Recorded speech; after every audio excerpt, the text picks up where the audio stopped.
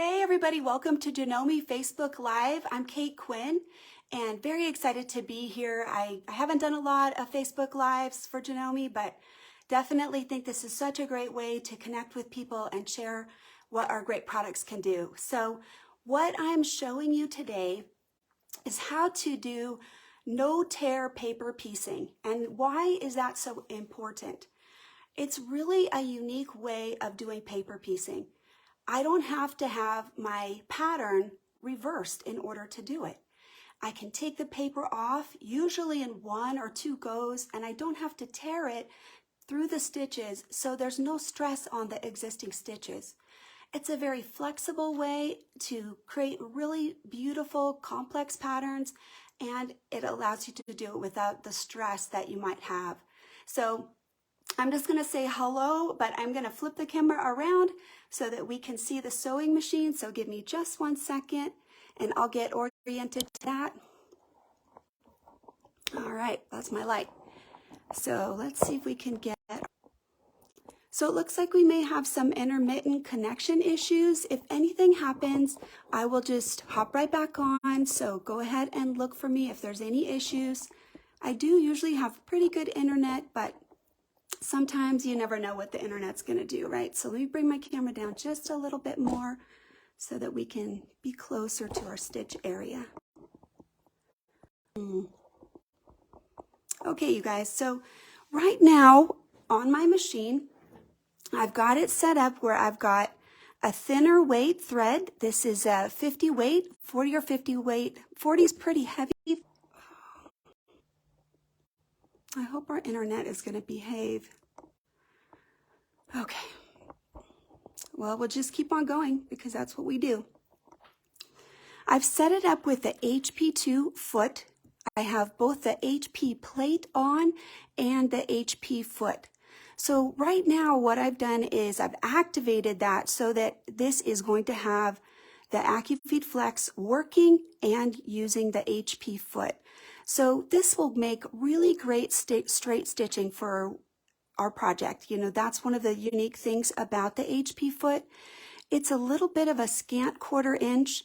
We are going to loosely use the edge, but one of the key features of this particular type of project is you're going to be using the edge of your paper as your needle guide. So we'll try to get in a little bit closer just to make sure that you can see that. Let me adjust my light just a little bit so we can get a better light. I also have, but I'm worried that that'll obstruct your view. You guys know that this is a fabulous little light right here. So I'm going to go ahead and close that real quick. And let me bring up the pattern that we have and show you what we're going to be working on. So I've linked the pattern for the pieces, only the pattern pieces. They're going to be offered with this class. So I'll just show them to you real quick. It looks stuff like this. You know, you're going to get a pattern piece. I've already kind of pre-colored it and numbered it. One of the most important things that's going to be important for you to check when you print it out is you have to make sure that this little square on the printed pattern is 1 inch, okay? So make sure that this is 1 inch in order for your block to be the right size.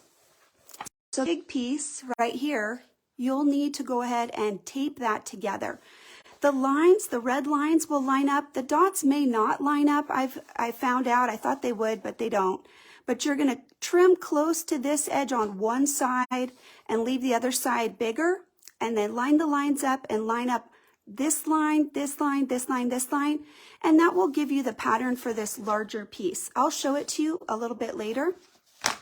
Now I've done 2 of the units because we don't have time to do all of them, but I am going to share how we actually stitch this out. So the first 2 units that I'm going to show you that we're going to work on is the A and B unit. Okay, what is the first thing that I would want to do? Oh, look at my little cool guys right here. We'll put those away. He's a mischief maker. He could be trouble. We have these all labeled and numbered, and the numbers tell you which piece that we need to put on first. So when I've done this, I went ahead and I created a freezer paper pattern, and I'm just going to show you what I did with both of these real quick. I'm going to take off the staples.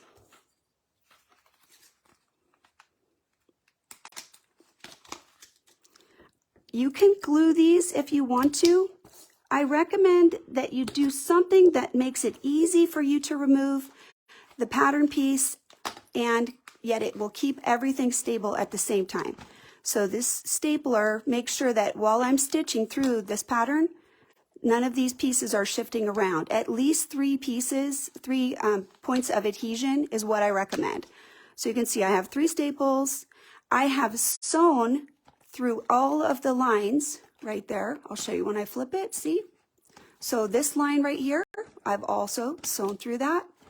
So all the way around, I've sewn right here. This is the outer, and this way, if I flip this right here, this is where you're gonna cut in your extra seam allowance. So I'll show you that when we're trimming, but I'm just gonna pull this off, right? So the first thing that I wanna do is I need to label those. So get your Sharpie out, and you're gonna put on the regular paper side, A6, A3, A1, A2. Let's see, make sure I'm doing the right numbers. This one is A4. I realize that it's missing from my pattern. I don't know, it's something with Corel, it might be underneath, but I'll double check that, but label that one right there as A4. All right, and then what do we have? We have A5 and A6, okay? If you really want to not make a mistake, also you can put in your colors. Like this is the background, background, background. You can have some little code. So B, like this, B, B. This pattern is laying on top of the freezer paper. I wanted to show you this real quick. This is the shiny side right here, and I've put it right on the shiny side. If you have a foundation pattern that is designed for standard paper piecing where you would flip the pattern, you can put it on the back and stitch through it, and then it will be the correct direction. So this is able to be used with any foundation pattern piecing. If it's oriented the way you want it, put it on the front of the shiny side, and if you need to flip it over so it goes the opposite direction, reversed, then put it on the back on this matte side of the freezer paper, okay? All right, let's go ahead and finish taking this off. I can't sew with these staples on here. Another little tip I'll give you is when you do staple, make sure you try to put your staples out of the way of your stitching line, right? So when I stitched these, I tried to put the staples so that I could easily stitch the pattern without running into any staples, right? We don't want that. So let me just get these off. I don't want to damage this because we're going to use this too later. I'll show you. Okay. So this pattern is a pattern that I made, and it's just called the Spring Bird of Paradise. It's just a single block, and it's really just to showcase this technique, right? So let me go ahead and explain. We're going to work on these 2 pieces. There's 4 patterns, and one of them has what we call sub-assembly units. Like this one, we're going to make these little strip pieces first and then put them in. And this one is just going to be the standard, right? The regular paper piecing pattern.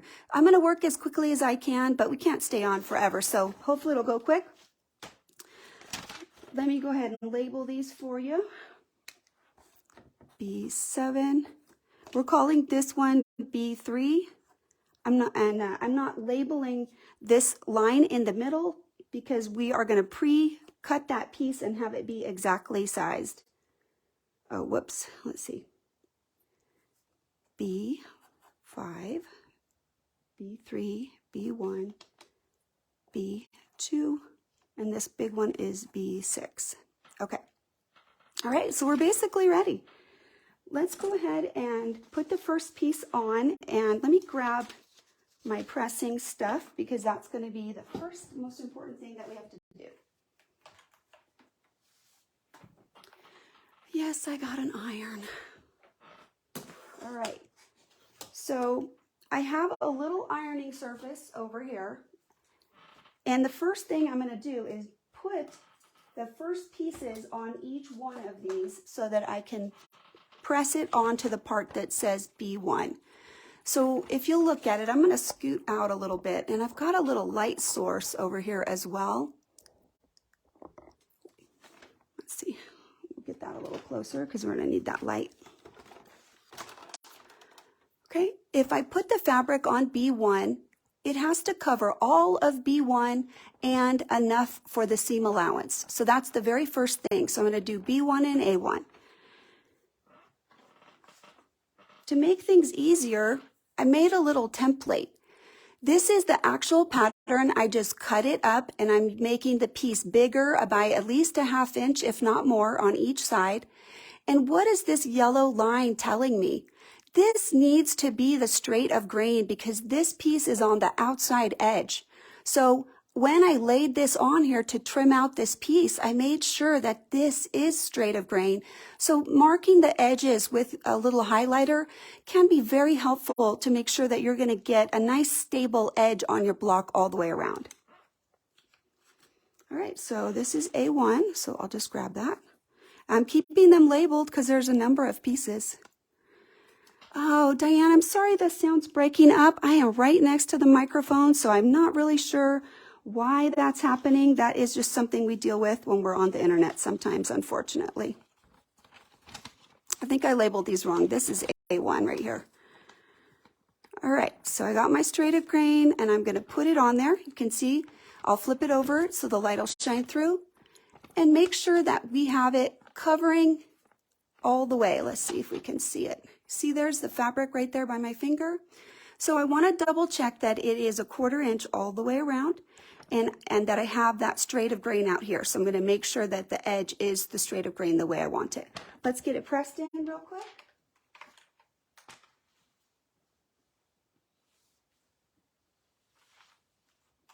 Okay.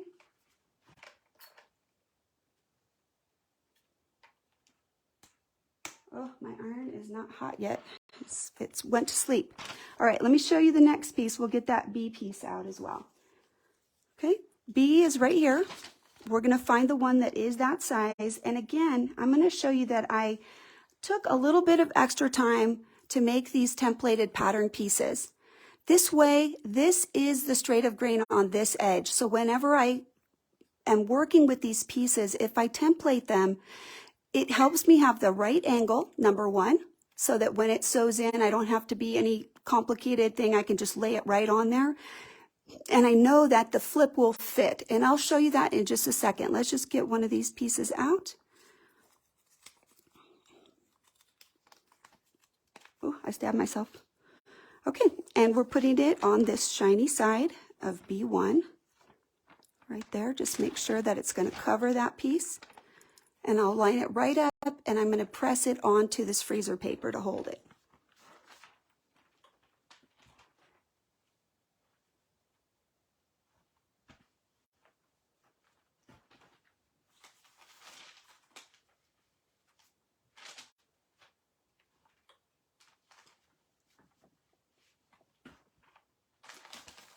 Okay, here's the first one.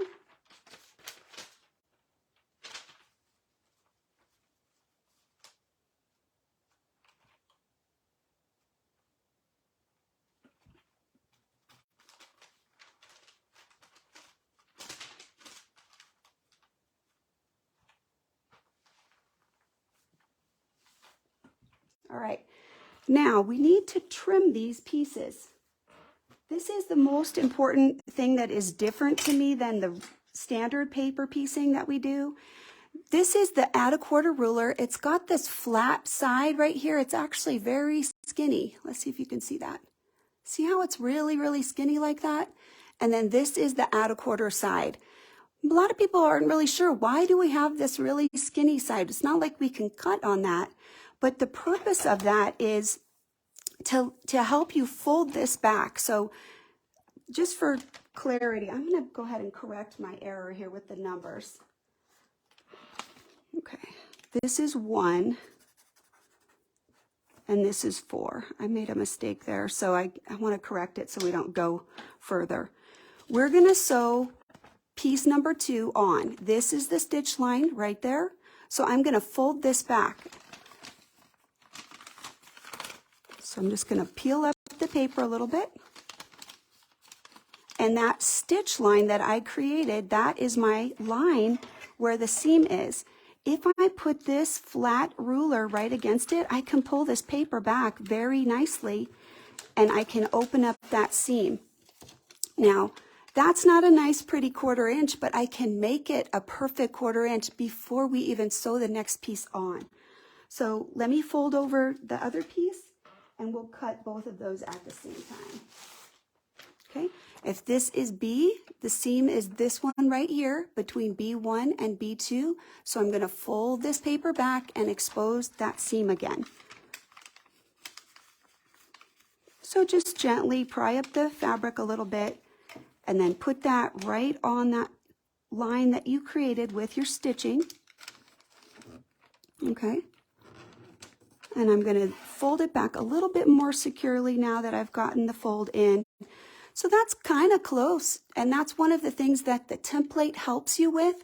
By templating the piece, I should be able to get pretty nice clean lines like this, but we want them to be actually a perfect 1/4 inch before we even start sewing. So I'm going to stick this up here, and we're going to trim these in with our add a 1/4 ruler.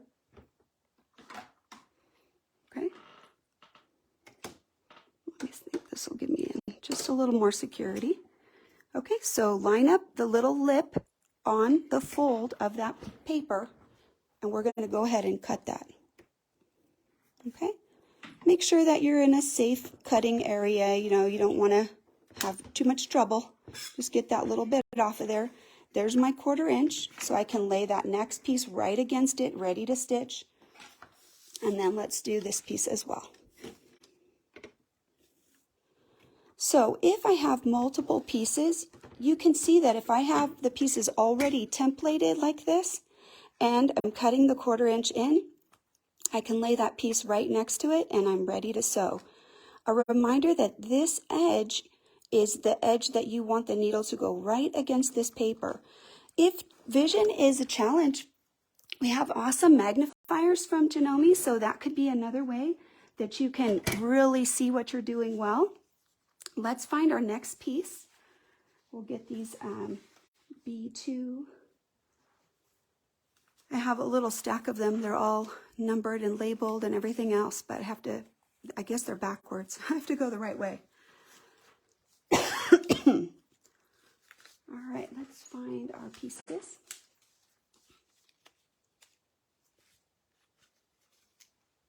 So B2 is the one that we have to make those pre-assembly pieces for, so we'll be doing that in just a moment. And I need A, 2, and 3. All right, so I got my A pieces ready to go. Here's the next one. Since we have 1 and 2, we need to put the second one on. Let's find that. Thought it was a little bit more organized, but I'm having trouble with my numbers. Where's my second piece? Ah, there we go. It's a good thing I left all the numbers on, right? Otherwise I'd be in trouble. All right, so let's get one of these and we'll put that on. Now, this next part I want to show you is really powerful. If I'm putting this piece on, how do I know that it's going to fit this? When I use paper piecing, I may not know. It might be a little bit hard. I can see that this A2 line is right here, but if I'm flipping it over, it might be a little bit harder to see. One of the things that you do with this is I can use this and I can lay it right along that same seam, like that. And when I flip it over and I look at it, if it'll cover the existing piece, like this, the orange is out to here, you can see, if it'll cover this A2, I know that it will fit. Now, when I say cover it, I mean that it needs to be fit such that it will have a 1/4 inch seam allowance, right? So I could tell that that was too short because it didn't go all the way. So can you see that this color, let me see if I can get a little more light here. I'm going to turn you towards my light, so don't get blinded. I'm going to try to hold this up so you can see that I can see this orange and it is all the way covering that A2 right there. So that's how you know that these pieces are going to fit when we put them on. We know that we've templated them well and we're going to have a nice fit. So I got this one right here. I can take it off, take all this stuff off, and we'll just start sewing. And we're just going to keep working on this A piece until we get it finished. And we'll try to sew as quickly as possible. I'm going to lower my foot, and I'm looking right now, tap my foot control to get my foot all the way down. I don't necessarily have the fabric lined right up on the very edge of the foot. What I'm looking for is to be with my needle right at the edge of the paper. Okay, so I'm controlling for that, but I'm not sewing through the paper. I'm sewing right next to the paper. So I could use a 1/4 inch. I could even use a straight foot for this. I don't need a fancy foot. What I like about the HP foot and the AccuFlex is it is going to help me if I have any bias right here. All of these are going to work together. So you can see there's our piece that we're trying to cover. So if I flip that over and I press that right now, it totally covers up this A2 right here with the right seam allowance right there. So let's go ahead and press that, and we'll keep on adding pieces so we can get this. You'll start to see it form pretty quickly once we get going.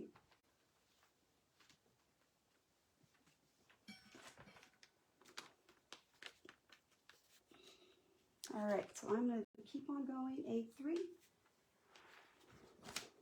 So here's the next piece.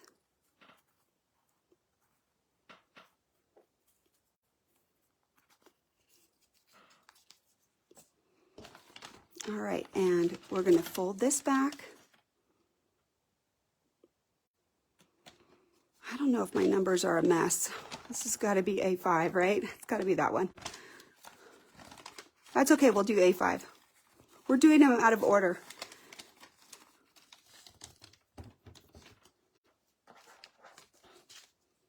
All right, so we're going to have to go back and forth cutting these.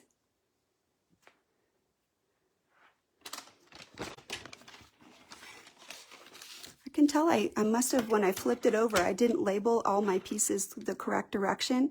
So make sure that when you're labeling, you keep them the correct direction. That'll really help you have a better matchup for your pattern pieces than I did. So I don't know why mine are not working as well as I want them to. So that's the A5 piece right there. Right there is where the seam needs to go, right? So let me show you. This should fit just like that, right? It's got to fit all the way down, a little bit like that. So it has to come all the way down to here. And if I just flip it over like that, that's what I should need, just like that. So that way I can double check. I can hold it up to my light and make sure that it's going to fit all the way. And once I get it aligned, then I can just sew it in. So I'm going to have to adjust my light so I can see better.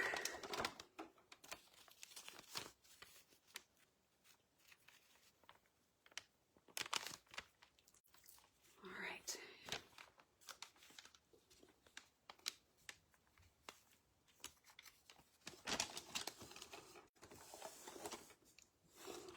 That's got to come down a little bit further there. There we go. All right, here we go.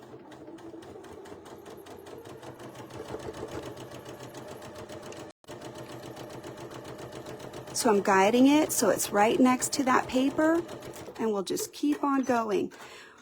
If I wanted to make several of these in order to make a quilt, what would be nice is that you can go ahead and chain piece these and have several of them at once. So let me get this pressed over real quick so we can get the next piece.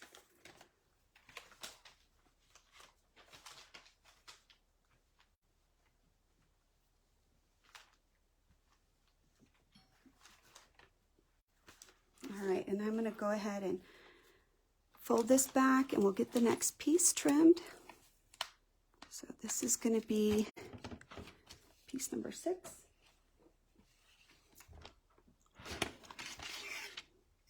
Okay.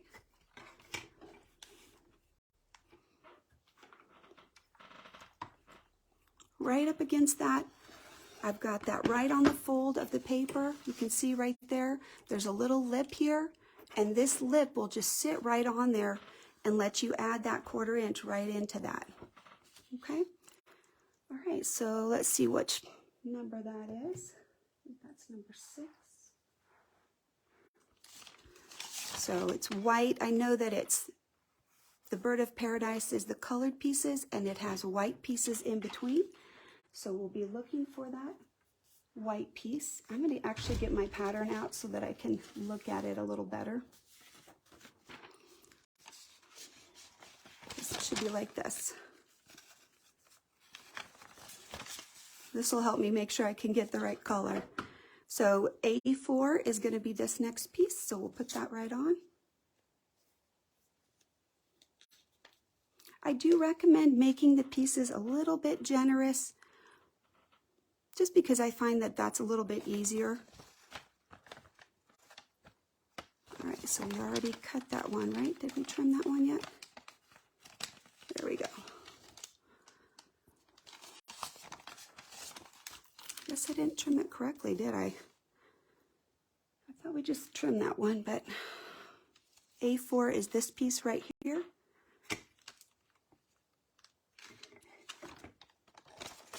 Oh my goodness. Okay, I think we're good. I don't know why I'm having a visual meltdown. Here we go. We need this white piece right there. So I'm just going to lay it on here so I can kind of make sure I have the right orientation, and then I can flip it over. So I think that one's going to be the long one on this side. So it's going to go like that.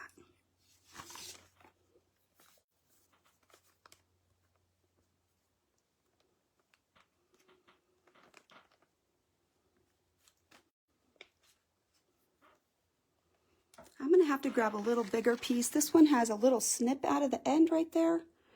So it's not going to fit perfectly.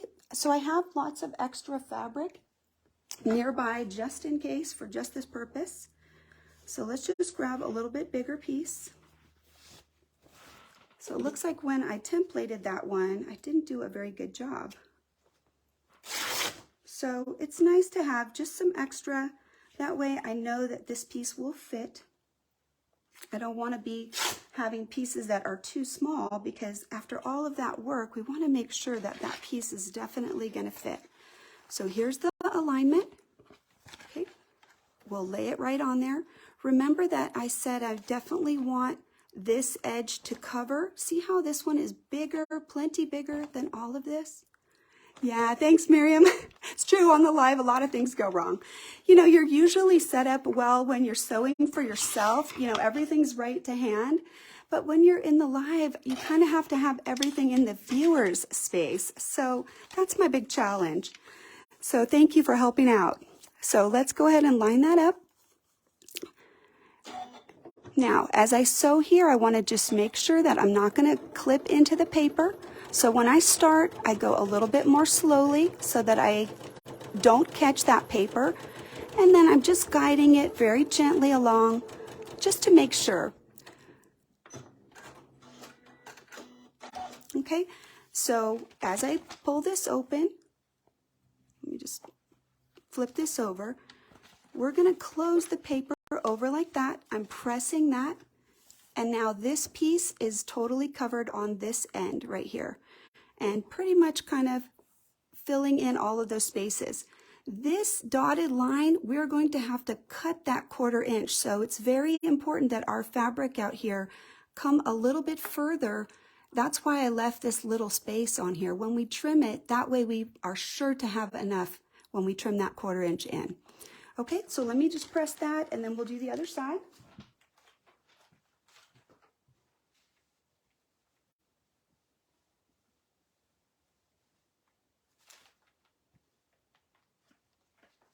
All right, so we're going to start working on this opposite side. So I'm going to press this one so it adheres. Can you see it's kind of coming up a little bit? We're going to need to trim to put these pieces right here on. So I want to make sure that this part will stay down too.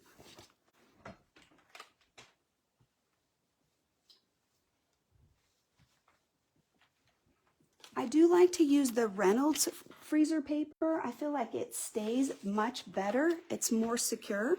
But if your paper is coming up, you could put a pin in this. You could put a little glue stick, lightly glue it so that that stays down. Remember that we need to be able to flip it on this next side. We've done A, 1, 2, and then this is 3, and then we're going this way. So we're gonna flip to put this piece right here. This is the next one that will continue this line right here. Okay, so let's flip this back. We'll trim that and we'll put the next piece on.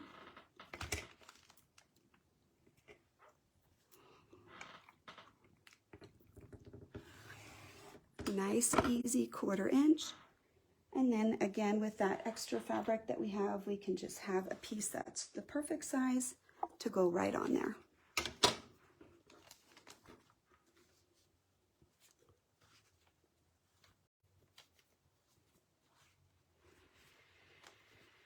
Okay, so this one is also a little bit big,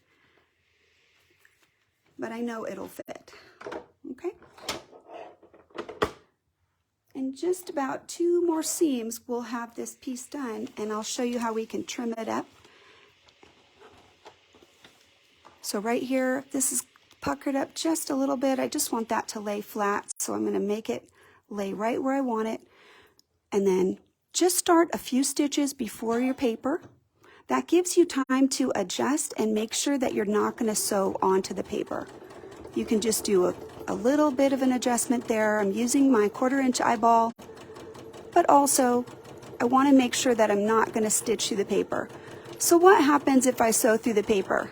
Is everything ruined and the world's going to tilt on its axis? No, it's not a big deal. You can still get the paper out. You can tape the pattern. Like if I sewed this together right here, I can just gently pry it up, and then I can tape this and the pattern is still good. I would want to be careful not to iron right over the tape because the tape will melt, but that's pretty easy to do. There's enough other room on this freezer paper that this will all stay together. So we're putting this piece on right here. Okay, so we just have to make sure that that's going to cover that piece. And it does, of course, because it's so much bigger. So I'll go ahead and press it, and then we'll get that set.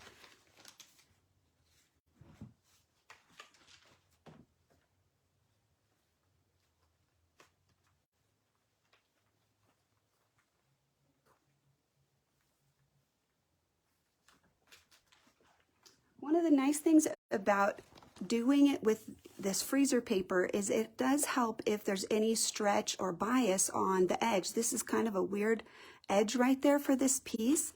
So once we trim that back, you know, the paper is holding that for stability. It also is very helpful if you do go ahead and press these with like Best Press or some kind of fabric stabilizer. That is also helpful. So the next line is right there. We'll go ahead and I'm going to turn it over and we'll flip our freezer paper back. Pretty soon I'll get some of this extra fabric out of here. But let's just flip this back. We just put this piece on, so this is the seam that we need. So again, butterfingers. We'll put this on right here, and we can fold back the paper. I think that's probably one of the things that is maybe the big challenge, is just keeping track of which piece that you're on for each section. Okay, you can just pull this back a little bit at a time. And then this is helping to hold that in place so we don't essentially pull it back too much, right? Once I get the little edge right here, right up against there, now I'll just fold it back a little bit more securely so that it will stay down. And now you can see we got all of that we need to trim in that 1/4 inch, okay?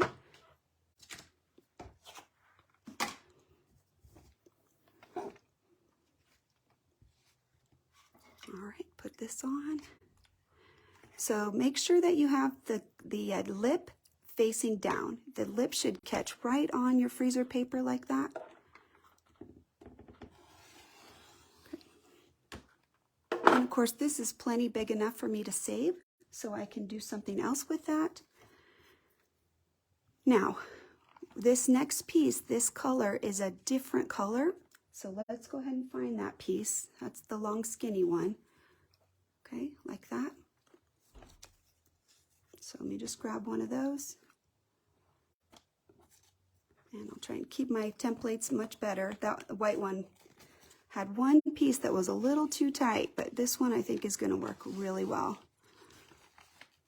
All right, so I'm going to show you that this doesn't go every which way, right? It might go only that way. So I want to make sure that I have it oriented the proper way when I put this on. The reason that that's so important is that affects the flip of the fabric. So right up here is the top of this A3, so I need to make sure that I'm above that seam allowance there. Okay, right here is the edge of the fabric when it'll be sewn in, so you can see right there I'm above it 1/4 inch. I have to make sure to look for that, okay? That's how I know that I'll have enough of a seam allowance for that part. Okay, again, down here on the end, lower the foot, and I'm going to watch as this comes in just to get the edge of the paper right against that needle. And then once it's going, you can see it's pretty much right on the 1/4 inch. A lot of that variation is going to happen if you cut this a little bit wide. You won't get that pretty 1/4 inch seam allowance right here. And if you cut it tight, you're probably going to get a perfect fit right along this HP foot. All right, so I think when we start out, it doesn't look like much, but as we go, it's starting to look more and more like something, right? You can see that it's going to flip over perfectly right there. Let me press it and I'll flip the back so you can see as well.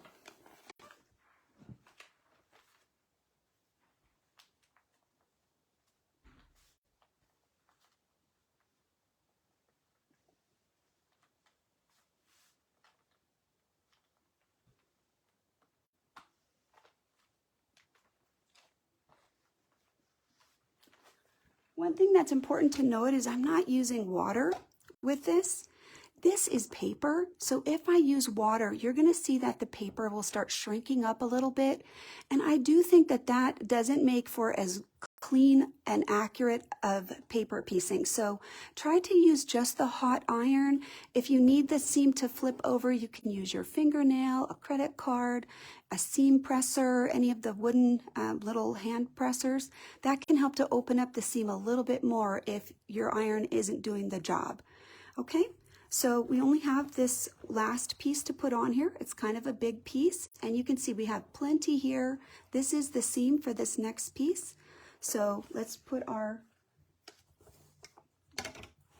ruler on there. The longer one is really great for this. This is the 12.5 inch one, and you'll see that sometimes if your seam is really long, the postcard may not do it, right? I do sometimes use cardstock or postcards for smaller paper piecing, but with this one, this is a pretty long seam, so I want to make sure that I'm going to get all the way along the seam. So right here, this paper is just really stuck to that, so I'm just going to pry it up a little bit. There you go. Make sure that that seam comes all the way up, and then just make sure this is nice and clean right there. This is where we're going to cut in. Each time before we sew in the next seam, we're always trimming the 1/4 inch to have that clean edge before we even start sewing that next piece. So flip this over, line it right up on your paper, and trim that seam in. So let me scoot this down just a little bit so I can get in there. Okay, so that's all cleaned up. All those little edges are off. I'm just going to trim that little friend out there. He's got a mind of his own. Okay, and we'll be ready to put this last piece on here. The last color is a big white one. Let me find it.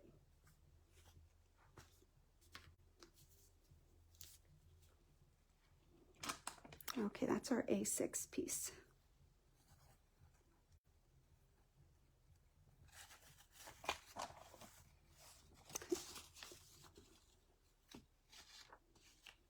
So you can see, I just put that on there, cut around it, and what it does, it's giving me the straight of grain and all the correct angles for these pieces.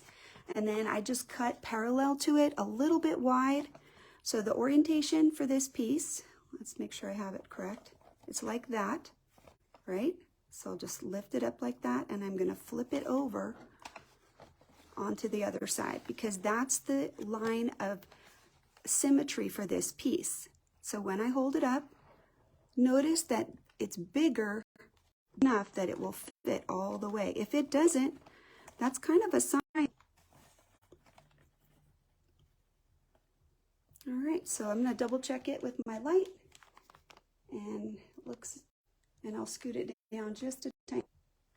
All right, let's sew it, and this will be the last piece, and then we'll show you how you prepare this in order to get it ready to stitch on.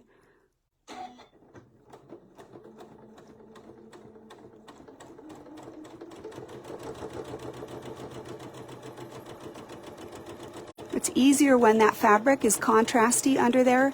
I can see much better with this pink. White on white's a little challenging, huh? All right, so I'm gonna add in one little thing that I want you to notice.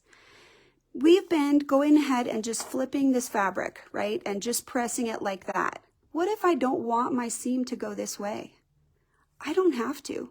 I can pull this up like this. I can press the seam the direction that I want it to go, like that, if I want it to go that way. And then I can put this down over all of those seams again. And this way I have the ability to orient the seams whatever I need for my design. This is something that you really cannot do with traditional paper piecing, and that is another huge benefit of being able to craft your design exactly how you want. So for example, if I wanted this extra fullness underneath the pink to create more loft and lift in the petal, then I could make both of the whites go towards the dark, and that will also prevent having this pink maybe show through a little bit on the lighter white. So there's a lot of reasons why this can be very useful. Let's go ahead and get that piece pressed in, and then we'll show you what it looks like.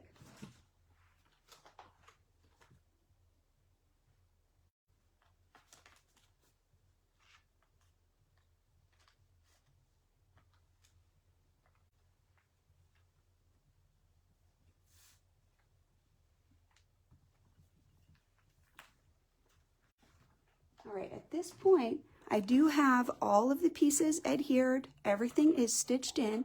I'm going to come out just to give you a little bit more of a wide angle view of the piece, and we're going to trim it now. We're going to use that add a quarter ruler, and we're going to cut that extra 1/4 inch seam allowance into the piece. Okay, so if I was being very careful and I knew like what was the outside edge of my piece, right, then I would go ahead and also mark the straight of grain. That way we can have a good idea of where any extra fullness needs to be. I'll show you what I mean. So right here, this is the straight of grain, right? So let's line it up and figure out wide over here. I just break. But I can leave this side a little bit bigger, this part with the straight of grain, and then when we square it up, if for any reason our seam allowance was a little tight, then we'll have a little bit of extra on those outer pieces. And we would mark this with a quilt marker. Once we have trimmed this and we're ready to sew it in, we could actually mark the piece where it would match seams with the other piece. So let's get this trimmed. Let's see what I do with my ruler. Here it is.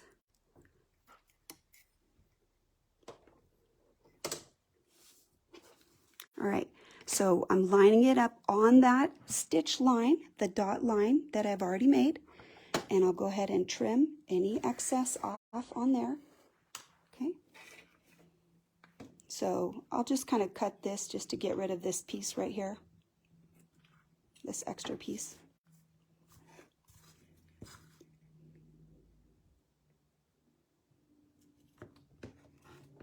Okay. Okay, turn it, add your 1/4 inch with your add a quarter.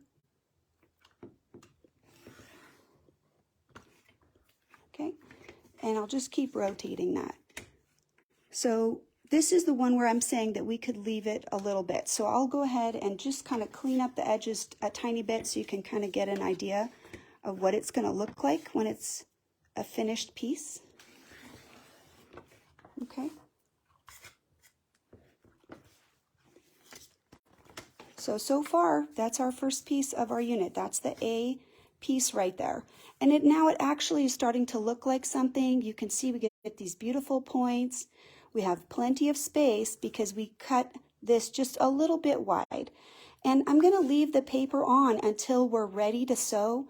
One of the things that we can do is, because we sewed right on this edge, if I want to sew the next piece together, I can lift this up a little bit and get one of these out of the way, right? I can just fold that back, and then I know this is the 1/4 inch seam, but this paper won't be in that seam allowance.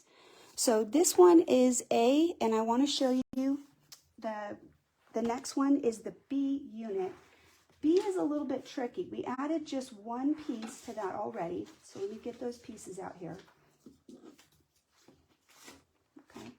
So this is our pattern. We've just added B1, but I want to show you we need to make what I call sub-assembly units.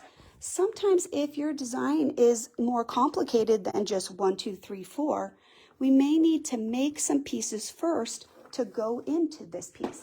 So let me grab those. And I've got one of the other units is already done, so we will be able to pretty much put everything together.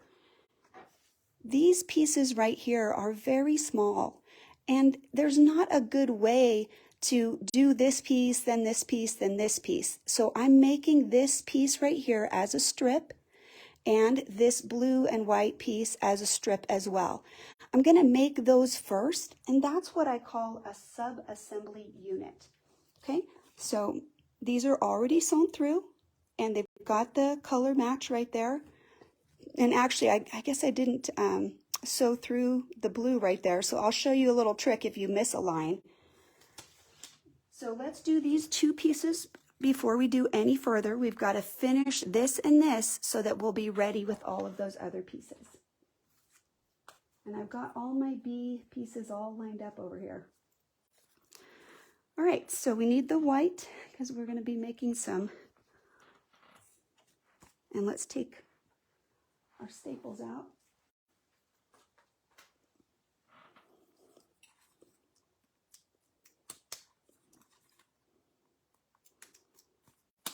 Okay, so when we're done, we're going to cut a 1/4 inch. So right now, this piece does not have the correct mark, so I'm actually just going to fold it like this. And now it will. That'll have a nice fold right there that is the seam line between those two. So kind of made a little error. I missed that piece. And if you need a bigger marker, you can also lightly score it with a pin. That's another good way to add a line, and that will be nice and nice fold. It has a little perforation from the pin. Don't press too hard with a pin because otherwise it'll actually cut right through it. Pins are pretty sharp, and it's the same with this one. So I'm just going to gently pinch this right here. Sometimes the lines are really important that we do them exactly perfect. This isn't. I can make this line really anywhere I want. So it's okay if I can play around with it. Lines where things are matching up to other pieces, other corners, intersections, I try not to fudge those, but this one is going to be just fine. All right, let me put a little note that and white on this side, and that this piece, I'll flip it over, make sure it's on the correct side, and blue on this side, and white on that side, right? Okay. All right, so let's do those. Those pieces are so easy, right? There's just hardly anything there. So I'm going to cut a little bit of this white to make it skinnier. And we'll press those right onto those pieces. And it doesn't really matter which order that we're going in this case, right? Because the red is on the inside. if I want to put the straight of grain right against this, this is probably easier to do that piece first. So I'll take my straight of grain and I'm going to lay it against there. I want it to be so that those edges are aligned. So let me flip it over. There you go. So get that straight of grain and I'll press that in.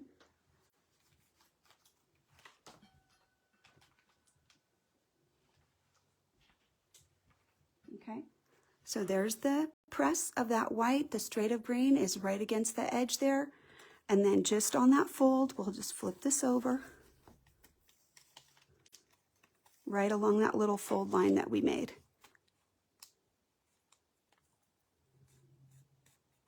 Okay, so we're going to trim the 1/4 inch right in there, but let's get the other piece ready as well. Okay, the white is on that side, and that also has that same straight of grain. So we'll do exactly the same thing with that one as well. This is the shiny side, and we'll lay the edge right on the shiny side like that. That way we know that we'll have the straight of grain because that's a squared up edge right there. And just press that in and then we'll trim.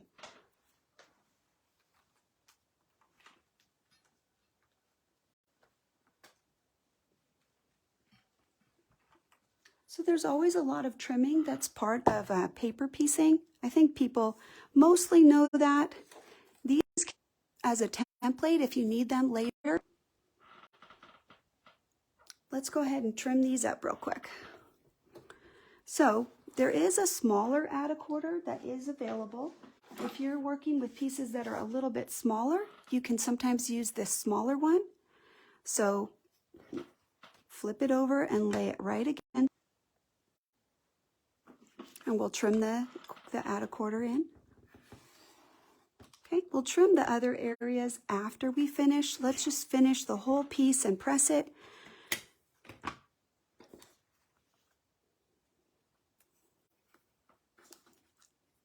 This one's going to go the other way.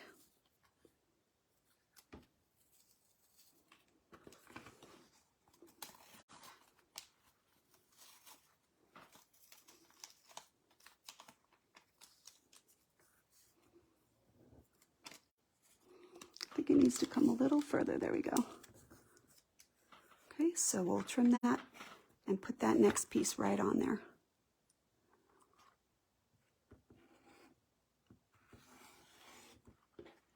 Okay. So visually, we've got these 2 units now, and we're going to add the different colors. One is blue and one is white. Blue, pink. All right, so let me show you. If I line this up right here, remember what we said, I need to make sure that the piece covers all the way. So this is a long, skinny look, but look, it's going to cover down on that one piece pretty well. So I can even scoot it up just a tiny bit like that, right? Because remember that this is a little bigger. So this one's ready. I'll put a little clip on it to hold it while we get the other one ready. Okay. And then this one, oh, darn it. I'm doing the wrong colors. I need blue and red.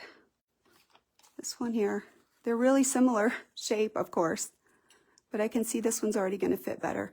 So that's another reason to go ahead and make sure that you put the colors onto your pieces. That'll help you make sure you don't make the same mistake. You can see that this is going to cover that really well. It's plenty big enough.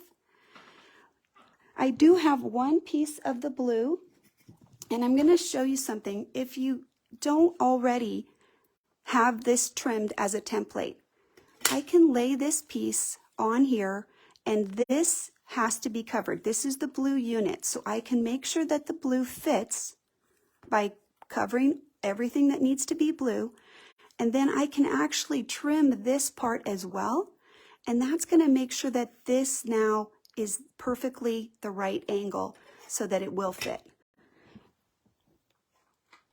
I'm going to turn it just a little bit so I can cut it more easily. So I'm still laying right on the fold and just cutting that off. And I can trim this edge as well because these are plenty big enough right there. I know that because this piece has plenty of room right here. Doesn't need to be out to here. As long as it covers that piece and has some seam allowance, then we're good. So let's go ahead and we'll add these two, and then we can quickly get that B piece finished. I'll scoot this over. You guys should see my floor right now. My husband would not be very happy. I do have stuff on the floor that I've knocked off. All right, so I'm gonna start way back here, lower my foot, and pretty much get it lined right up on the edge there.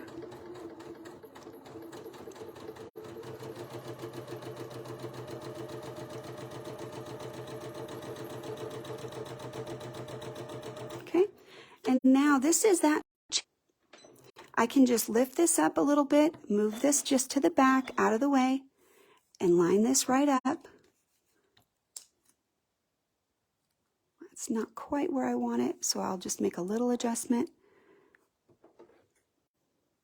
Now, I'm going to hold this down right here so that as I sew, I don't clip the corner of that fold. I want it to lay all the way down so that I can just sew right along that.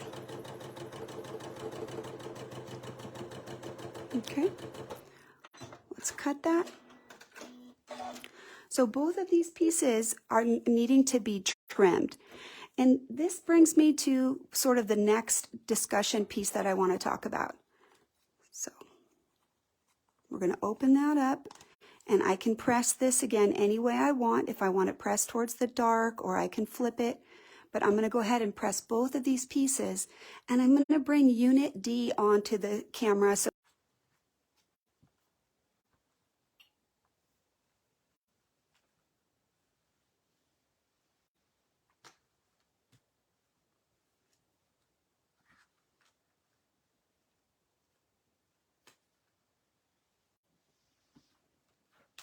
So I had to flip it to this back side like this in order to press it. It had a little buckle.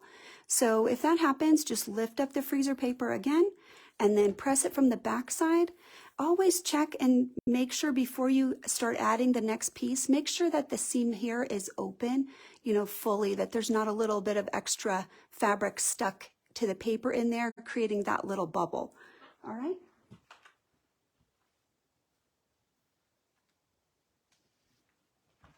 All right, so this piece, and we'll open this one up, and we're going to press that one as well. And you'll see once we open that, it's going to fit perfectly right on there. Always using the existing angle is very, very helpful to getting the right connection between the two pieces.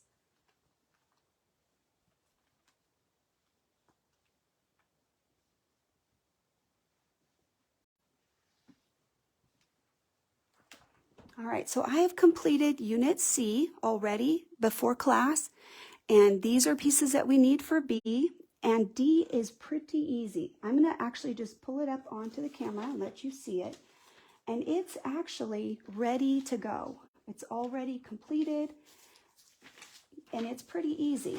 Let's see where I put it. I stuck it over here.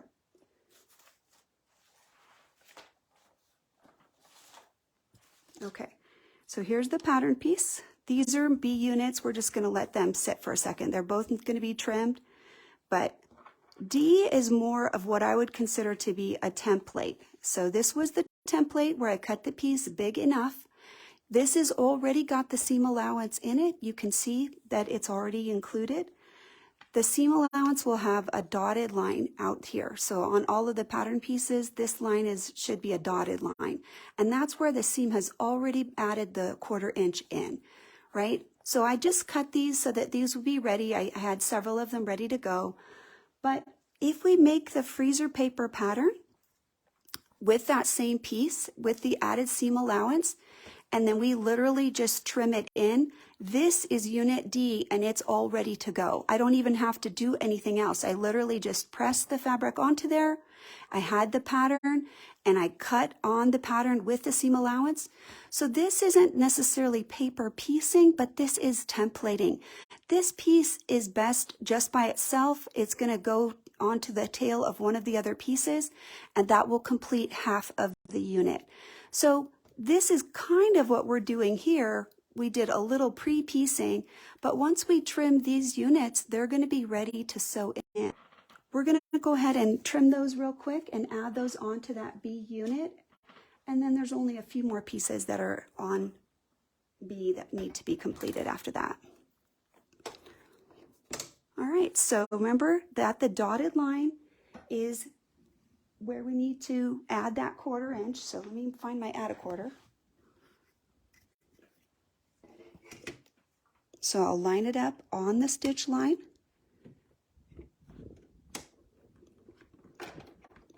And just make sure I can get everybody cut all in one smooth action. So I just maybe have to pull this out a little bit. So line it right up on the line. May be hard for you guys to see. I'm kind of looking a little bit over top of mine so that I can really see it. Check and make sure I got everybody nice clean cut, and then we'll just keep adding those in. By putting the white on first for both of these pieces, we were able to make sure that we had the straight of grain exactly where we wanted it. So it was nice and clean. Everything will be nice and stable all around the edges of our block because we made a little bit of an extra effort to ensure that we have straight of grain all on the edges. Okay, so just getting it lined right up, just carefully cutting right along that. Oh, I lied. Didn't cut. So just go back, line it right up, and just make sure we can take it off. When I'm doing something like this, if I made all of these pieces ahead, I would leave them on the freezer paper until I'm ready to use them. And when you pull it off, all of this is a bias edge right here. So you just want to peel very gently so you're not distorting the piece as best you can. Okay, so let's cut this one also.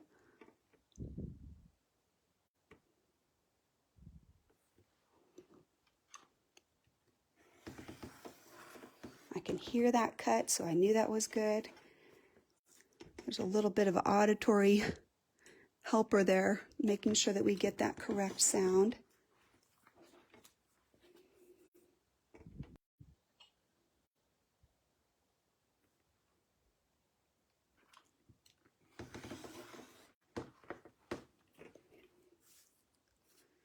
Let's see, I don't know where the end of my pattern piece is. Oh, darn it. So let me show you real quick. I'm going to grab that piece since we were missing it. There's a little line right here on the end that isn't stitched in for some reason. So I'm going to go ahead and just add it in with a pin. You know, let's see. I need to add that pattern piece back on there. We need to cut that inner side so that we know what size it is. So let me just grab it real quick. It's the blue one that we need.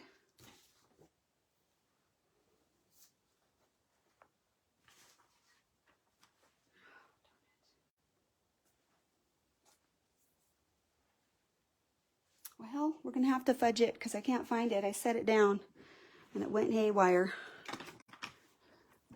It'll work out. It's plenty big enough for us to fit it on to that other piece, so we'll just pin it carefully. This is one of the things I was explaining, that we want to be able to flip this back and we need to align this piece so that it fits, right? So it's one of these pieces. Let's see which one is red. B2 is blue, so that's this one. Okay. And let's look at the pattern. I want to show you. This would be really important for us to make sure we're orienting everything correctly. Okay. We have the blue is going to be on that one. So we want the red right here next to this one. Let's put the red on. We'll pull this off.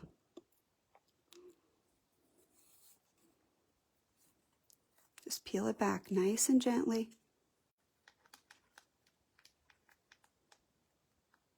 There we go.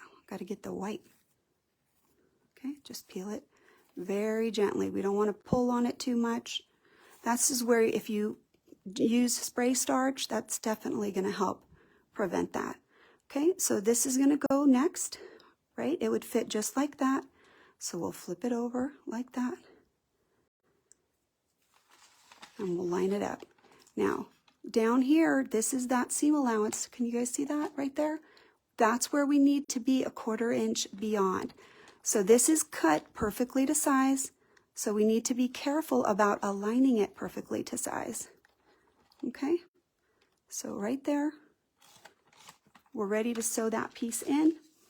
Let's go ahead and do that before we worry about that blue one. That'll just help us keep moving along. So I'm going to move this one over, get these pieces out of here, and we'll sew this right on. I'm going to double check on the end that I have enough as well, because it should be just enough to cover that end right there in this end. There we go.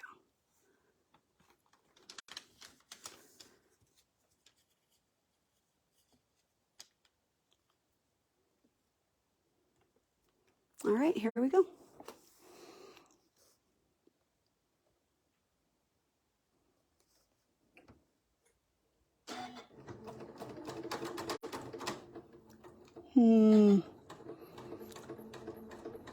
I think it did not catch enough right at the beginning. It caught on the paper.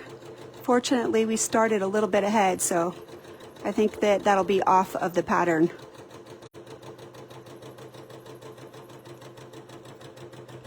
Okay. All right, let's see how we did. So we'll open this up, and this piece is going to flip over, and he'll be able to cover exactly what he's supposed to. So I'm going to go ahead and press him in there real quick.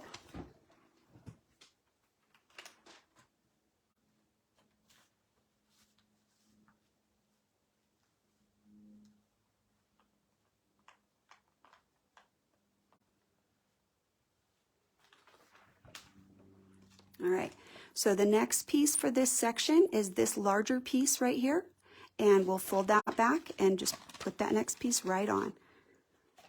Let's see, I need my trimmer. I keep setting my ruler behind me.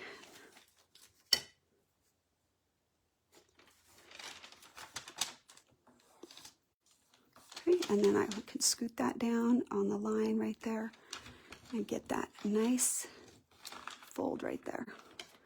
Once I do, I like to secure it again, make sure that it's nice and clean, that you have a nice good fold.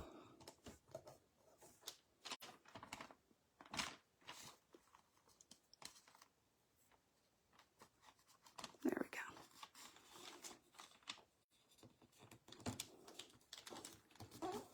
All right, let's put that next piece on.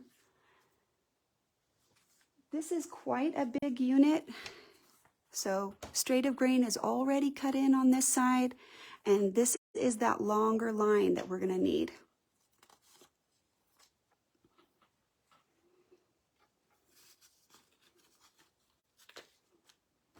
All right, so remember what we said.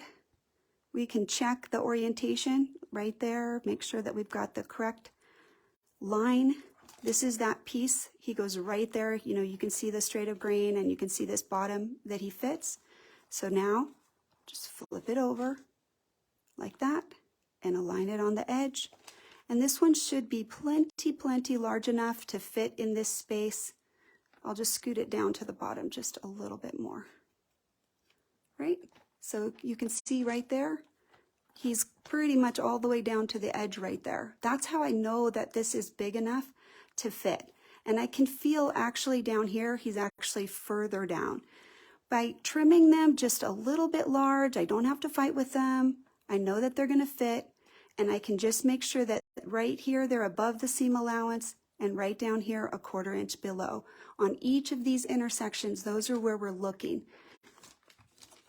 Okay, let's start a little bit back, but closer to the fabric. That's why it was making a funny sound before.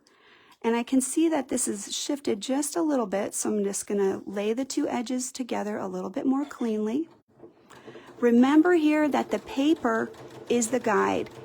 The reason I say that is I can see that I think I might have cut this a little wide, because you can see that there's fabric kind of sticking out from your HP2 foot.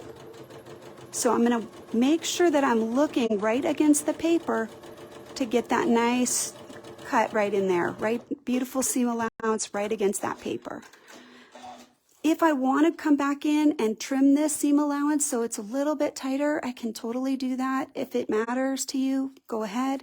And if not, you can just keep on sewing. We'll just open this up. This next piece right here will fit right over that as long as we cover it up. And we've got the 1/4 inch down here, then I know it's going to fit. Let me press that and then we'll add the last couple pieces.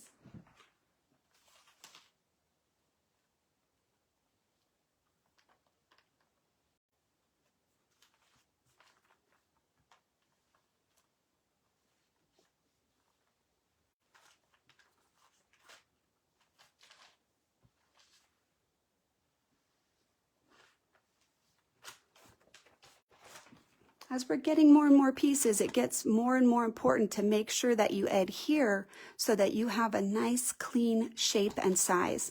So right here, if this was kind of sticking up a little bit, I might want to come back in and just make sure that these were all perfectly pressed close to the paper that way from the top.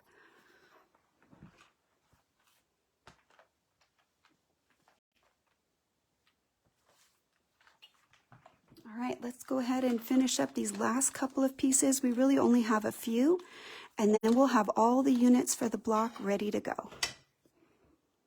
So this helps us get a straight line when we flip. That's one of the reasons to use a ruler like this or to use the cardstock. If my stitching line was a little bit wonky, this is going to clean it up for me and make sure that this line now is straight because I used this straight edge in order to make sure it would be straight. Okay, let's other side and attach the other side if we can, so we can do both of them and stitch right through both of them. All right, I'm going to scoot up, make sure you guys can see a little better. So that one's pretty close. Right there, pretty close. And the reason that it is already so close is because this piece was pre-templated. Remember, we trimmed it exactly, this piece right here. So we're ready for this next unit. It only had a little bit sticking out on the area that would be this B6, but the piece that was the one we put in before was already trimmed. Okay, so B7, that's the next one. That is also white. And again, this has that straight of grain right into it. So by making sure that we have this, we are really increasing the chance that our block is not going to be wonky and crazy. It's going to be beautiful, and it's going to just trim up perfectly. Now, remember what we did before. If this is the shape, we want to lay that on there, right? This is the straight of grain right here. To get it to fit properly, I know it's going to cover all of that and fit perfectly. And now I'm just going to flip it over and line up the edges. Okay. So just making sure I have enough. This right here is the 1/4 inch, so this is actually quite a bit far up. So if I wanted to, I could shoot it down a little bit right there, but I don't think it'll matter because I think it's plenty big. All right, I'm going to pin this with my Wonder Clip real quick. And probably needs 2, just so it doesn't waffle around a little bit. And then we'll put that other side. We'll trim the other side and get that blue unit on there. Does it seem like it's taking too long? What do you think? Are you having fun? You feel like you're learning something good? All right, let's flip this over. Let's not. I don't want to deal with all of this right here. Let's sew this in, and then we'll be done with that one side, and we'll finish the other side. So if you're using Wonder Clips, here's your tip. Put the flat side down, and I'm just going to scoot this down a little bit so I can get started right there and get the foot kind of under there holding the fabric. Okay. So it's a little bit tight right there to my paper. So I'm just going to make a quick adjustment. There we go. Okay. And then I can take these out.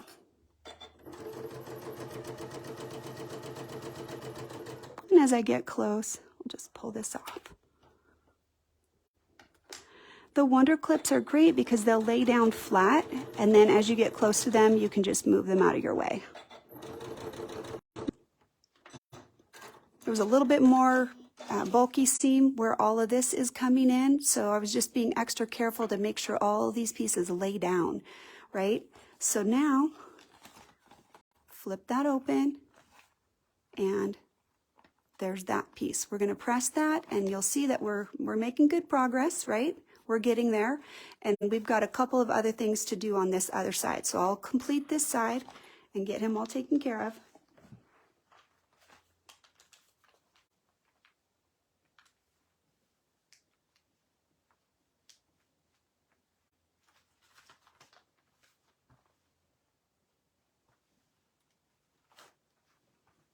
All right, now let's add this blue piece so we can get done with all these subunits. We only had 2, but you can see that you could do more than that. If you have designs that are really complex and you need little interim piecing like this, then you can make those pieces, and then you can just piece along with the rest. So what we have left is we have the little skinny unit here and just this last piece on the end.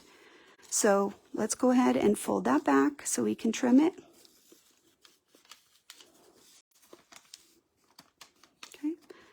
Let's put my piece in there so we can get a nice fold.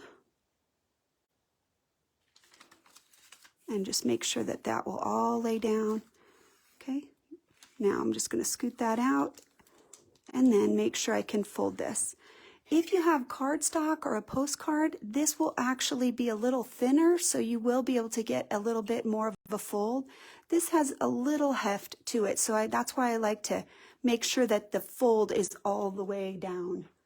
Okay, let's cut that seam allowance in there. Each time that we add one piece, the very next task after it's pressed is that we're going to cut in that 1/4 inch. That way we know exactly how much space that we need right there. We've got it. Okay, now there. Oh, let's see.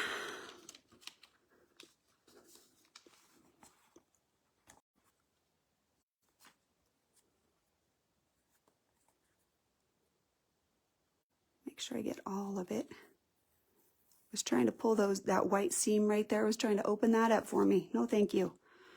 All right. So your pattern piece can always be used at this point if you need that visual in order to make sure you're doing things correctly, right? So you're always keeping these handy. This is so far so good. Let me orient it the proper way, like this.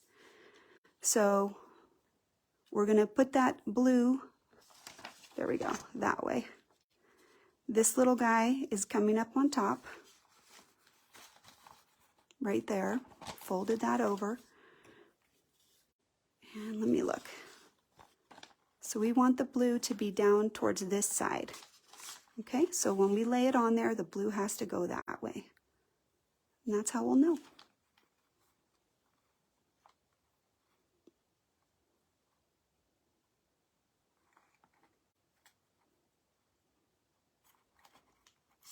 All right, so let's go ahead and sew that in, and then we'll just have a couple of pieces left.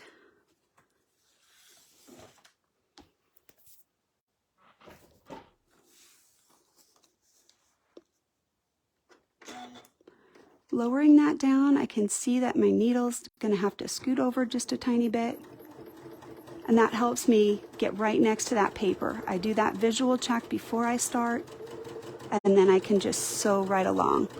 Don't have to fight with the fabric too hard. One of the things that AccuFlex does is it feeds very evenly, and I love that because then I'm not trying to twist and turn and make everything a challenge. Okay. All right, there's our little blue piece right there. And we'll just flip him over just like that. You can see he definitely covers on this side, and it's definitely more than 1/4 inch on this end as well. We'll press that, and we shouldn't have to trim too much because he's already pre-trimmed. So let me just get him pressed.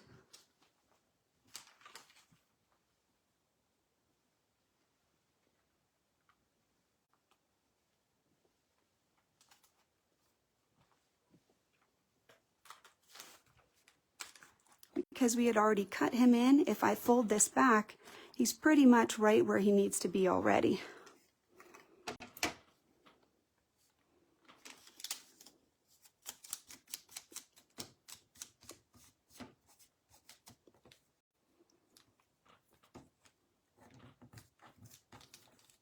There you go.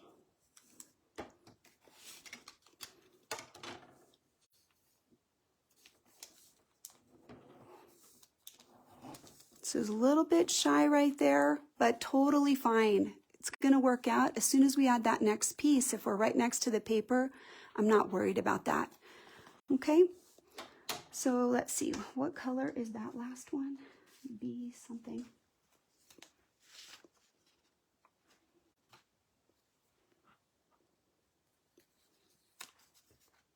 This next one for B is actually a colored piece. It's not white. It's actually this beautiful orange. Isn't that gorgeous? So that's going to be the last color that's going to go on there.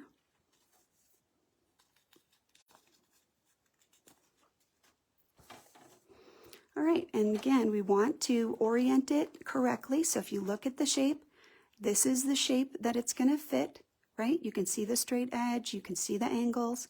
So take it like that and just flip it over. Flip it over. Okay, and just make sure that we have enough coverage on each. So I'm actually going to make this a little bit bigger here because that is narrow, but down here it's actually 1/4 inch. Now, what we need is we have to have this orange beyond that little spot right there where the stitching is and right there. So I can see that my piece is plenty bigger than that.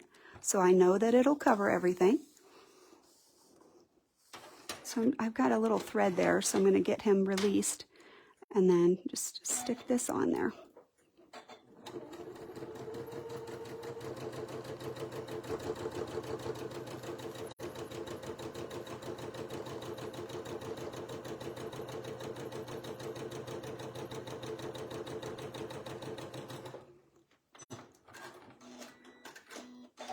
All right, so far so good. We're doing well.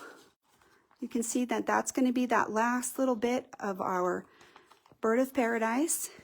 So I'll tell you guys a story if you're still with me. Thank you for listening.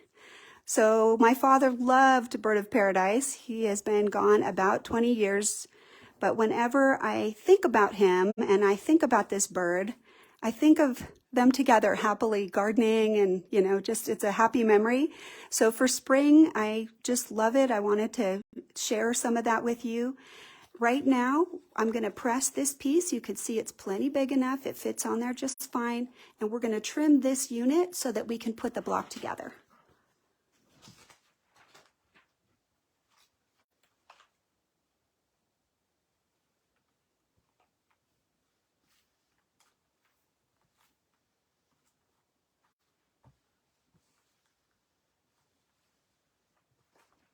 So I went ahead and I pressed them from both sides, and you can see it's looking really good. I'll bring us out just a little further as we trim this last piece so that you can get a good look at it. Anybody remember what we did the last time when we were cutting?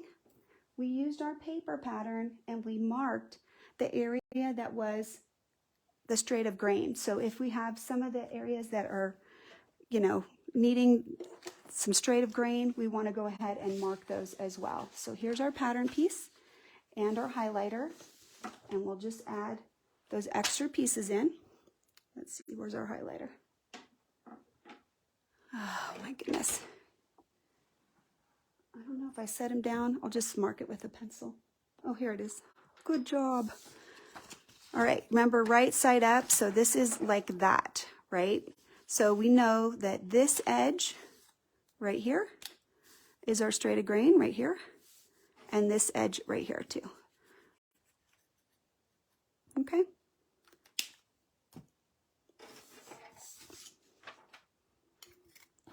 So we're going to line everybody up on these outer edges right there where the little dotted line is, and we'll cut the seam allowance in.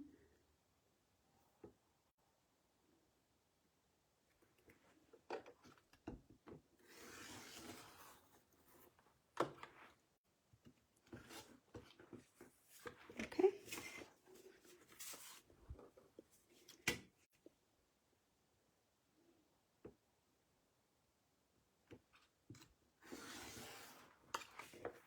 Right. Oh, yeah, I've been so grateful. My machine has performed awesomely today, as it often does. It is so amazing. I love it. So that is our last piece right there. And what I'll do is I can just clean up these edges right now. I can cut them just a little bit big, but that way we can have a nice clean look so that it looks like something. All right, so let's start getting all these pieces laid out so we can put them all together. So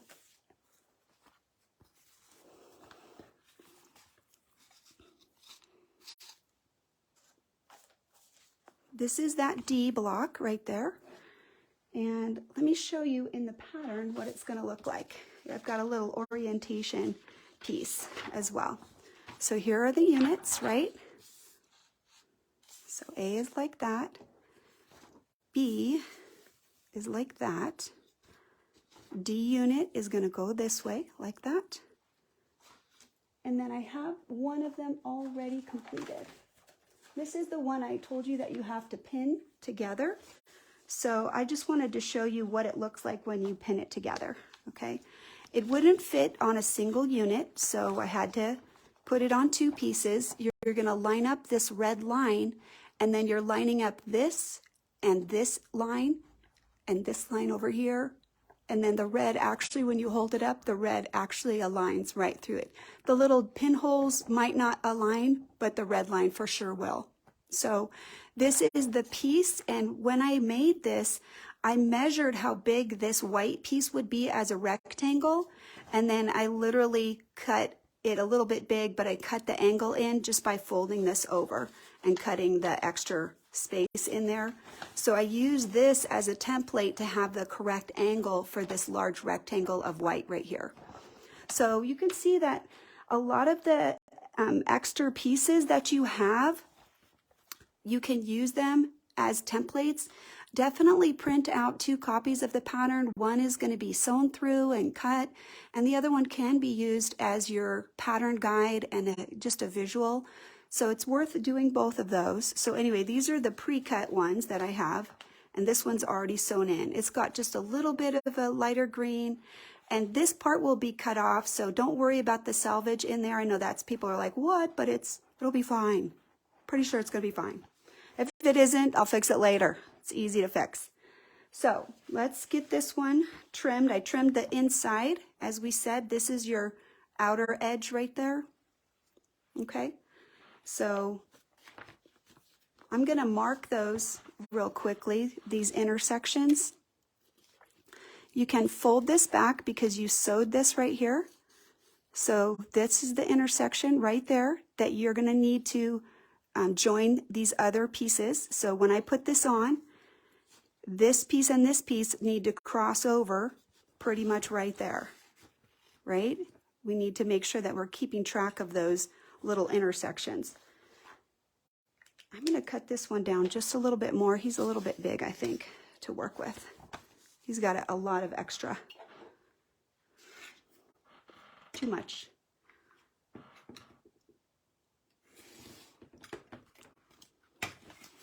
I think that makes it hard to line everybody up when there's just a little bit too much.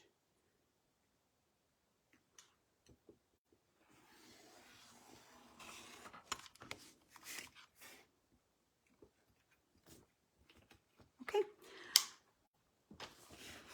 So I'm going to put the D piece on this one to make this bottom half. This piece is cut exactly, and it's going to fit just like that. When you lay it over, let me show you something important. This has to be a 1/4 inch above. It has a little tail like that. If you make it like that, it's not going to work. Make it over a 1/4 inch so that the seam stitch would be starting right there in that 1/4 inch. So I'm going to take the paper off of this one and we'll line that up.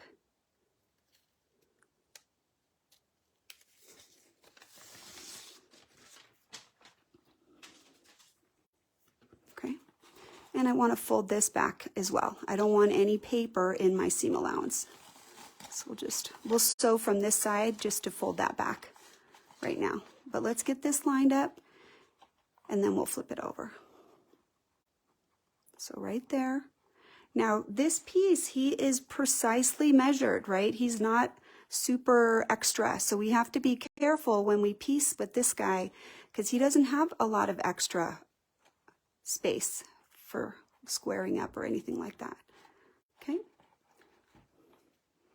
He is biased, so I'm just trying to treat him very gently, not stretch on him or anything like that, but just get these edges to line up nicely.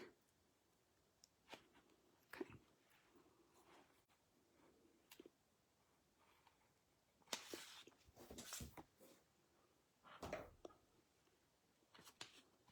So again, AccuFeed Flex, thank goodness, right?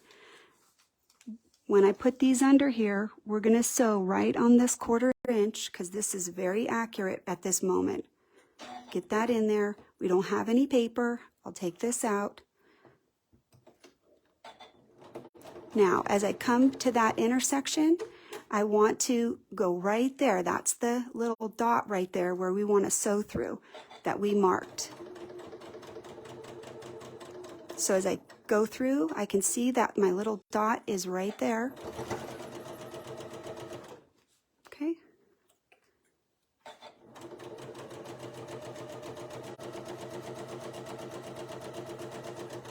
Okay, and we'll move this one and just kind of use the pin to get that edge aligned nicely.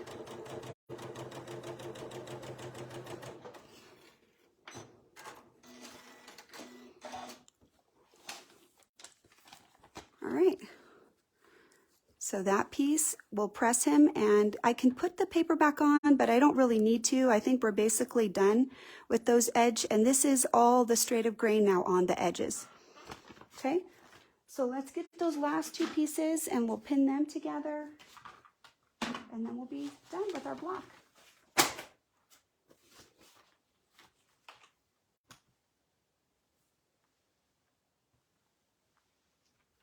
Oh, he lined up really, really well with that little 1/4 inch right there. He lined up quite nicely. So you're going to get that little piece sticking out like that. That's normal. All right, this one goes on this side. And we're going to take the paper off of these as well. It's definitely time to do so.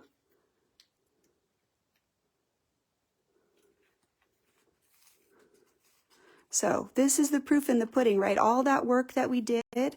So I'm just going to lift up the paper very gently, trying to make sure that I let it release nice and easily. If some of it sticks like this, just, gently pry it up so it'll all come together.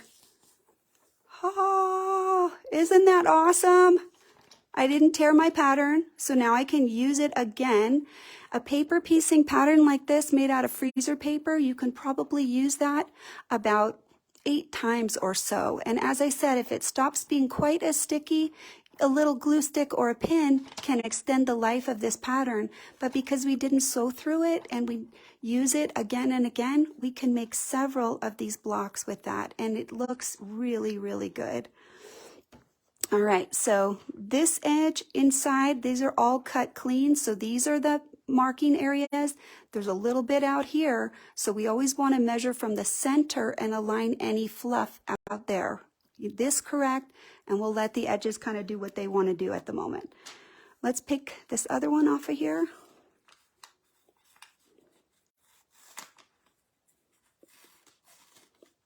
Nice and easy.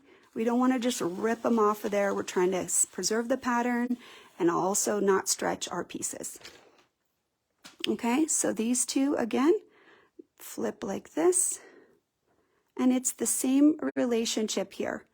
We need to have a little bit of this piece sticking over the edge as if the 1/4 inch was measured right there, because your seam is going to cut right across that little nick there between those two. Can you see that?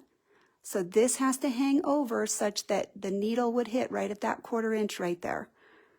Okay, and then we'll line these up. I am going to pin this just because these edges are a little waffly, and I just want to make sure I've got a nice good fit. I'll show you the back of this so you can see the 1/4 inch a little bit better. Can you see that? So like right there is where it's going to cut across.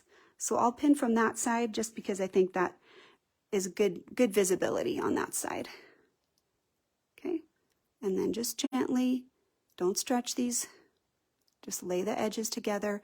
I like to pin right there because I don't want this to come up or pop up. So if I can get it under the foot a little bit more, I like to do that, especially any of these areas like this. Like if you just put a pin right in there, let that part go under the foot before you take the pin out.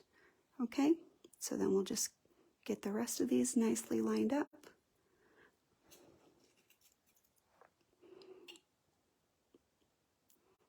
I like these pins because they're nice and fine. They're sharp and they go right in there. Look, it's going to fit pretty much precisely right down there on the end. Perfect, exactly what we want. All right. So again, going to use the edge here. I'm lined right up on the 1/4 inch on my throat plate as well. And I'll just kind of hold that. Let me make sure I'm right in where I want to be, get adjusted before I start, and here I go. So, okay, take it out, it's underneath the foot. So right there you can see the little yellow fold is underneath the foot now, and then I'll take it out. That way it's not going to pop up or be inside flipped or anything like that. It's going to sew nicely, and the bottom should feed just as well. So very light touch here. I don't want to hold this and prevent this from feeding because I don't want to stretch any of this stuff going on. Okay. And a little pressure right there just to help feed all the way to the end.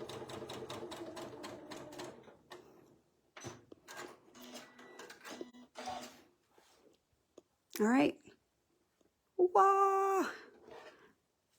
So it looks really good right there at the center. That's the 1/4 inch right there that we're going to be matching when we join the next piece.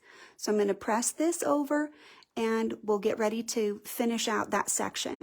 This would be a decision for you to flip these like this. I want to show you. I'm going to press this one this way. Okay, I'll put them this way so you can see why I want to do that. So I'm going to take the paper off of this one also. Okay.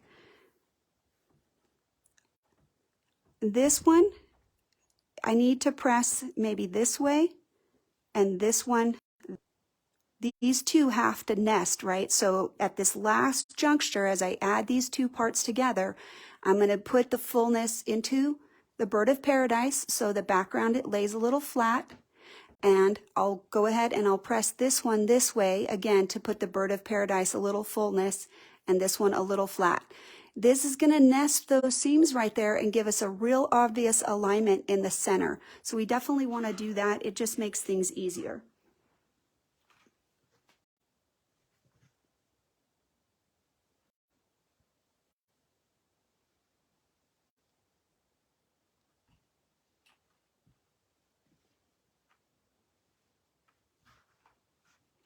All right, this one's ready to go, and I'll get this one pressed this direction.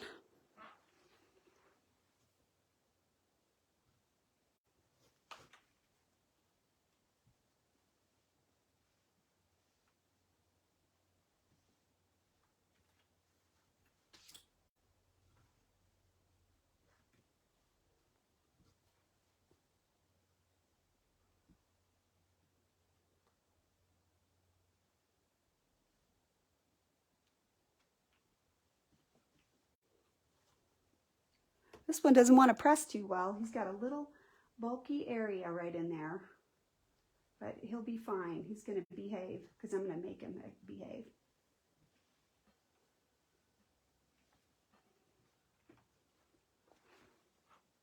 All right, so you can see right there we do have just that little sliver of green that kind of creates a little three-dimensional on the bottom of the bird of paradise.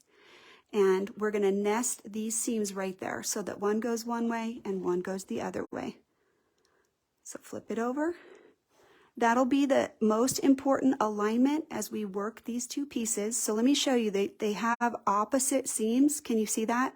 Because they're going to go the same way when they flip. So we need to pin at the 1/4 inch intersection. Okay, so I'll pin right there. You can see I want to go right through that little pink right there. So maybe come down just slightly right there.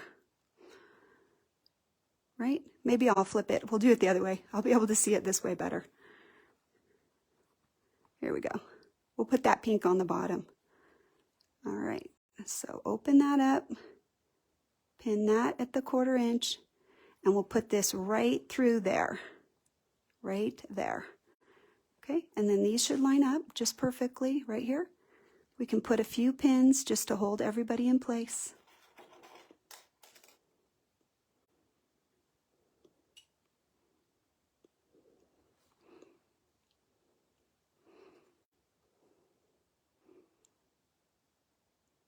Okay.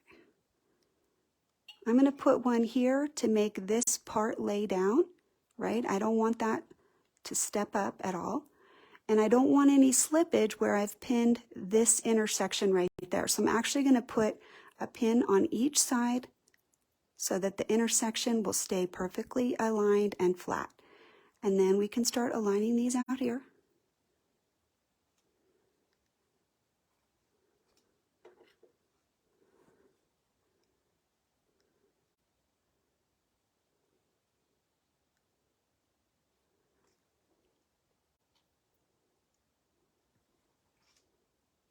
And here's that last one.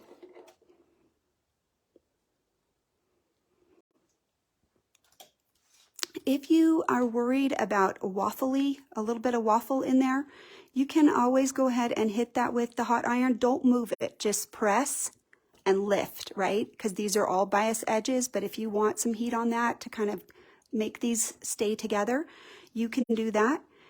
We'll see that AccuFeed is going to, again, work for us really well here. It's going to hold everybody in their place, and everybody's going to feed nice. So get that under the foot, and then you can pull it out.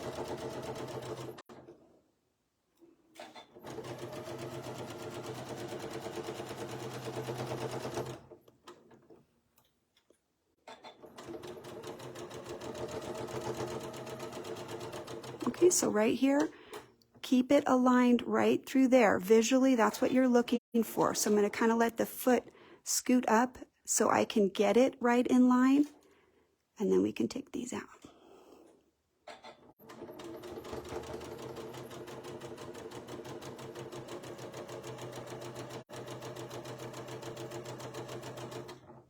Okay, I'll just hold this last little piece down so he won't float away.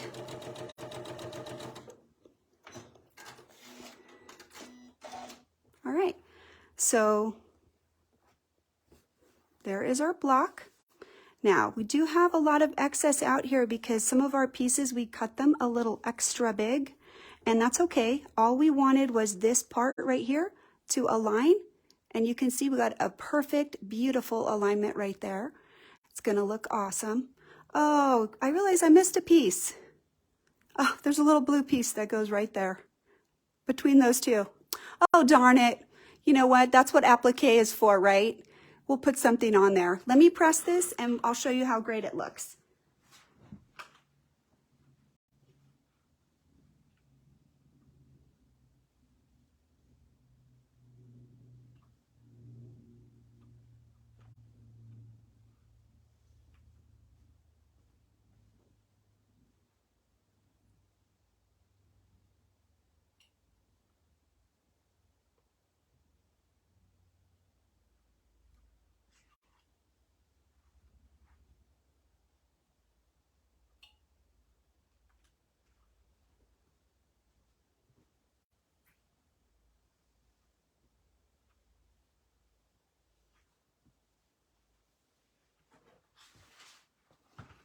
So you guys didn't get to see this, but I'm going to put my pressing mat up here real quick. I want to show it to you.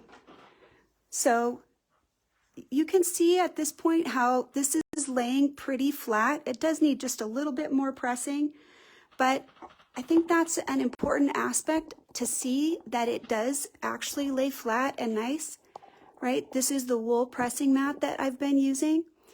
And now once it's all pressed clean, I need to do just a little bit more here to get this seam to lay down right there and just open up that center seam a little bit. I can see it's kind of got a little flip right there. So right there, we'll press that really well.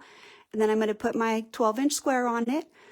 I'm not going to cut off any points or anything like that. Those will be the key features of what we want to share. So I'll go ahead and cut that. Oh, I can see maybe I flipped these colors, right? It's probably the orange is supposed to go right in there. Oh, you know what? What's nice about that is I can just take this piece off and just take this off, and I can just unseam this section and flip those pieces around and we'll be good to go. You know, I can actually put that paper right back on there. If I make a mistake with the freezer paper pattern like this, it's pretty easy to press it back on there and just go ahead and take out what is wrong and restitch it. So that's definitely one of the perks of this method. I'll go ahead and fix it. Let me put up the good one since I did make a mistake, but this is what it's gonna look like if you do it correctly. You're gonna get that color right in here, and this should be white, and you're gonna get a little blue flip right in the center. So these are some of those small pieces of the flower that stick out, and then the big crown for that bird of paradise. And anything in here is just to add a little dimensionality right there. That's the sole purpose of that little extra color right in there. It could be really any color that you want to do. So the highlight for today was you can see that using that AccuFeed Flex really does help us have very easy control.